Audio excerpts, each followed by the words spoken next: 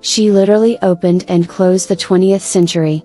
Throughout her 101 years of life, she experienced many defining moments in history: 2 world wars, the end of the British Empire, scandals within her own home, and many others.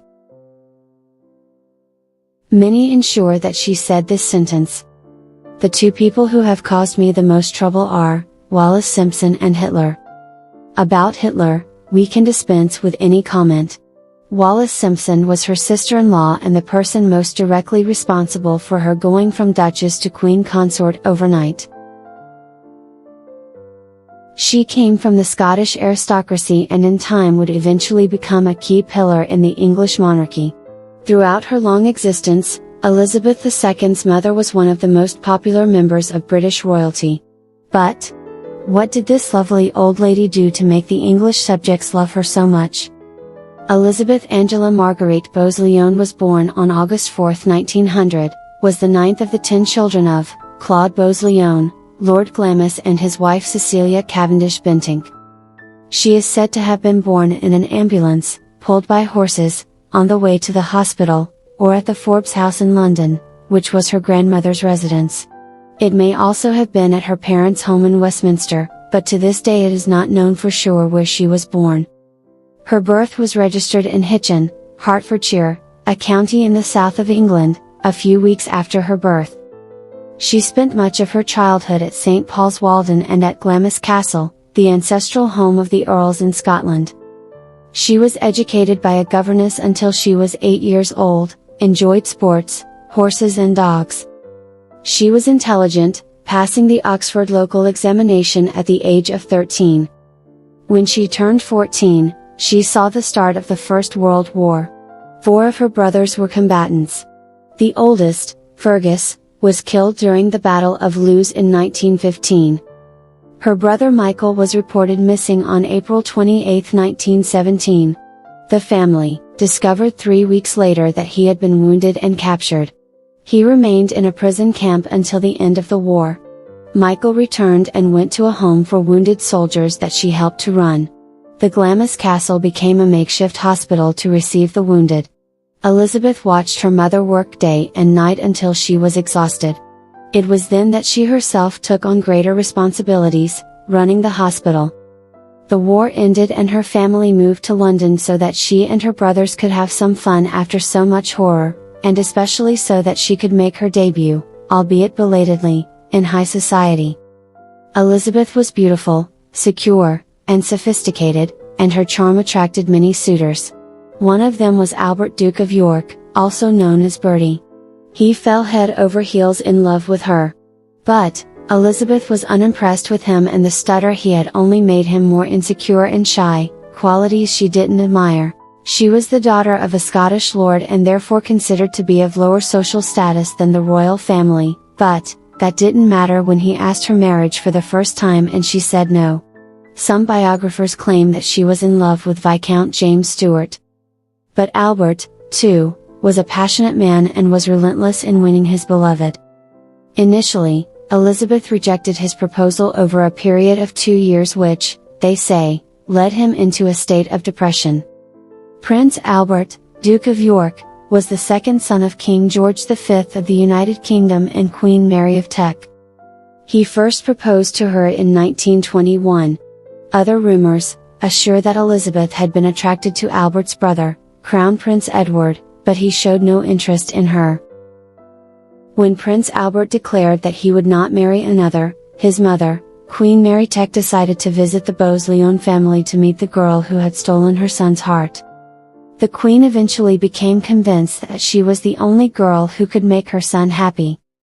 At the same time, Elizabeth Bowes-Lyon was also being courted by James Stuart, Prince Albert's secretary, until the moment she had to leave the service to the prince, because she received a magnificent job offer in an oil business in the United States.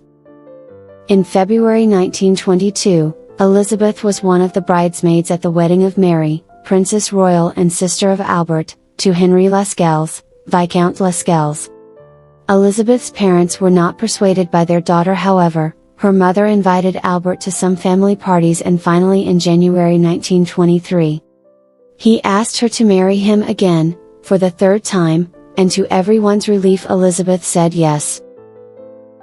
This freedom that Albert had to choose Elizabeth, daughter of a nobleman who did not belong to the royal house, was considered at the time a gesture in favor of a political modernization, because in those times, what was expected was that princes would marry princesses from other royal families. They were married at Westminster Abbey on April 23, 1923, and she was renamed Her Royal Highness the Duchess of York. The couple went to live in White Lodge residence in Richmond. Albert suffered from a stutter, something that greatly affected his ability to make speeches. Obstinate, Elizabeth became totally involved to help him improve his stuttering and self-esteem. She began to accompany him during therapy sessions with Australian Lionel Logue. The couple had their first child in 1926, Princess Elizabeth. The Dukes travelled to Australia without their daughter in 1927 to open Parliament in Canberra. The Duchess was very saddened and, in her own words, felt very unhappy to leave her baby in London. The couple travelled Jamaica, the Panama Canal and the Pacific Ocean. Elizabeth was very worried about her little girl in the UK, but the trip was a great success, and upon her return the family moved to 145 Piccadilly in London, and on August 21, 1930, to the couple's great joy, Elizabeth gave birth to their second and last child, Princess Margaret. The family was complete and years went by. Elizabeth and Albert raised the girls while strengthening an unbreakable relationship of love and trust. She really went about transforming him into a more self-assured man. Someone she could lean on herself. But no one was prepared for the events of 1936 in the United Kingdom, the year of the Three Kings. George V, Albert's father, died on January 20, 1936, and Edward ascended the throne as King Edward VIII. George V had expressed before his death his concerns about his successor. He said, "I pray to God that my eldest son will never marry, and that nothing will come between Bertie, Elizabeth and the throne." The late king had strong reason to be so concerned, for his eldest son, the new king, had his mind elsewhere. It was not on the throne, nor on his obligations, but on a woman, Mrs. Simpson's, his mistress. He intended to marry her. A woman with no aristocratic past, foreign and divorced twice, with her two husbands still alive. Both Elizabeth and Queen Mary were clearly against this idea, together with the government and the English people. But instead of abandoning his plans for marriage, King Edward VIII preferred to abdicate in favor of his brother, who very reluctantly became king on December 11, 1936, and went down in history as George VI. The Dukes of York were crowned King and Queen of Great Britain, Ireland and British overseas domains on May 12, 1937. Elizabeth did not want this enormous responsibility and hated Wallis Simpson with all her might until the never forgave her, and pursued her relentlessly throughout the empire, making sure that she was denied the treatment of Her Royal Highness and arranged for all her and Edward's friends who were royalty to turn their backs on them. She didn't like Mrs. Simpson from the beginning, hated everything she stood for, accused her of perverting her brother-in-law, bringing everything bad to the family. She hated her superficiality, she considered her to be a cruel woman who had betrayed her husband and her friend, Edward's ex-lover. Elizabeth always said that the responsibilities that her husband had to take on as the king, was what eventually contributed to his premature death in 1952. The only times Elizabeth Bowes-Lyon and Wallis Simpson met again, was at the unveiling of a memorial commemorative in honor of Queen Mary of Teck, at which Wallis Simpson took the opportunity to return the unkindnesses she had received, not bowing before Elizabeth was already the Queen Mother at that time. The other occasion they met was at Edward's funeral in 1972. Albert, the new king, felt totally unprepared to take on this role and Elizabeth became his biggest support. The partnership worked out and he ended up being a very good king and quite popular. World War II broke out 3 years later, plunging the country into total darkness. The king and queen played a vital role, showing strength and character, always cheering up the country which was increasingly destroyed by heavy German bombing. She always refused to leave the city of London. Elizabeth visited the troops, hospitals, factories and areas of the United Kingdom that were targets of attack. On her visits, she initially provoked hostility and the crowds booed her. In part because she wore expensive clothes and always went impeccably dressed, while the people were suffering from the war. She explained herself by saying, "They would also wear their best clothes if they came to visit me." During the war, the couple remained firmly in the capital working at Buckingham Palace, and the people would never forget this gesture. When the palace was bombed, naturally they must have been terrified, but in public, Elizabeth said, "I am glad we have been bombed. Now we can look at the East End in the eye," referring to one of the most bombed areas of London. It is claimed that Adolf Hitler said she was the most dangerous woman in Europe and saw her popularity as a threat to his interests. At the end of the war, Nazi Germany was defeated, but England was in authentic chaos. Everyone was exhausted, penniless, and had to fight hard to literally rebuild the country. The monarchs also suffered another blow with the dissolution of the empire, as India finally achieved its independence in August 1947. But it wasn't all doom and gloom in royal circles. Princess Elizabeth, now of marriageable age, fell in love with her cousin Philip. The prince's wedding took place in November 1947, and Prince Charles, her first grandchild, was born a year later. But this happiness was to be short-lived. King George VI was diagnosed with lung cancer. In September 1951, he underwent surgery but died 6 months later, in February 1952, while he was sleeping. Thus she came to be called, Her Majesty Queen Elizabeth, the Queen Mother.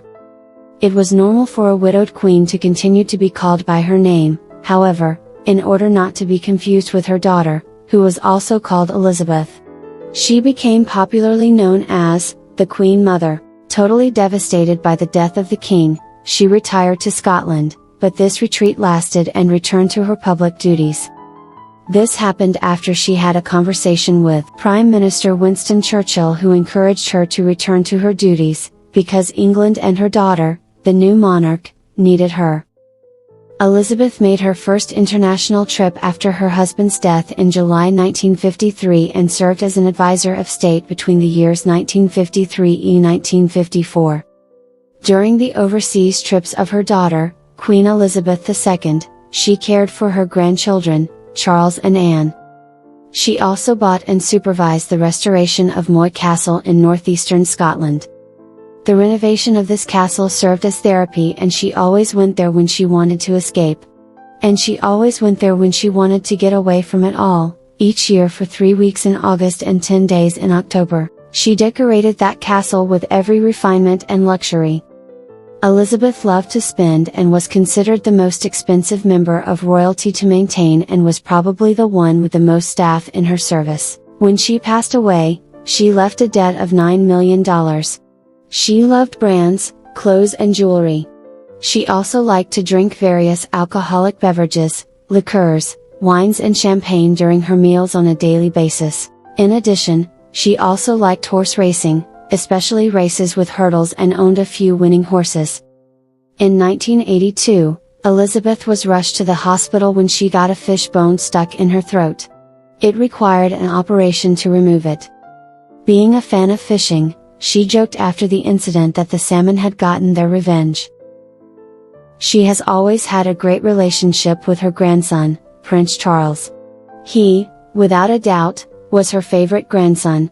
She cared a lot for him from the time he was little. She simply adored her grandson. It is said that she loved him more than her own mother, Queen Elizabeth II.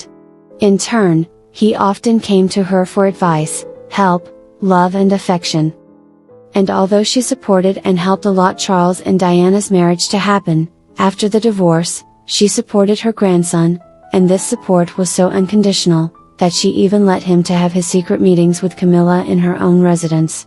She became known, in her later years, for her longevity, and was also described as quite sarcastic and classist. In 1987, an article published by The Sun revealed a dark story about two of Elizabeth's nieces, Nerissa and Catherine Bowes, daughters of Count John Bowes-Lyon, Elizabeth's older brother. These girls had been diagnosed with mental problems since childhood. Without a clear diagnosis, the girls suffered prejudice. When they were only 22 and 15, Nerissa and Catherine were secretly sent to the Royal Earlswood Hospital in Redhill, Surrey, in the east of England, and there they were confined. The report reported the fact that the sisters were abandoned in that hospital and also reported that the royal family had also faked the death of the two girls in 1963. However, the palace justified itself by saying that the recording of the death of Queen Elizabeth II's cousins was due to an error in the edition of the genealogy book, and that there was no attempt to hide the sisters' existence. According to the Daily Express, Elizabeth Bowes-Lyon said that she was unaware that her nieces had been hospitalized, and that it was only in 1982 that she learned about it and started sending gifts and money to her sisters. The older sister, Nerissa, died in 1986, before the publication. Her funeral was held by hospital staff, with no family members present except her own sister Catherine, who received flowers from all over England, after the publication. When the country learned of her story, she was transferred from the mental institution to a retirement home. She passed away at the age of 87 in 2014. A television documentary about the sisters, shown in 2011, reported that during the entire time they were in the hospital, they did not receive any visits from their aunt, nor their cousins. The nurses there also stated that they never received any gifts or letters from any of their relatives. It was a real scandal. Despite some health problems, Elizabeth Bowes-Lyon made her traditional appearance outside the Clarence house, in celebration of her 101st birthday. She had fractured her pelvis in a fall in December 2001, yet she insisted on standing for the national anthem during her husband's memorial service on February 6, 2002. Her second daughter, Princess Margaret, died 3 days later, and despite being injured in a fall, she wanted to attend her daughter's funeral at St. George's Chapel. She ordered them to avoid the press at all costs, lest they see her in a wheelchair. Elizabeth died on March 30, 2002, in her sleep at the age of 101. Her daughter, Queen Elizabeth II, was by her side. Thousands of people lined up and passed by to see her coffin and say goodbye to their beloved Queen Mother. She was buried next to her husband and youngest daughter in St. George's Chapel at Windsor Castle.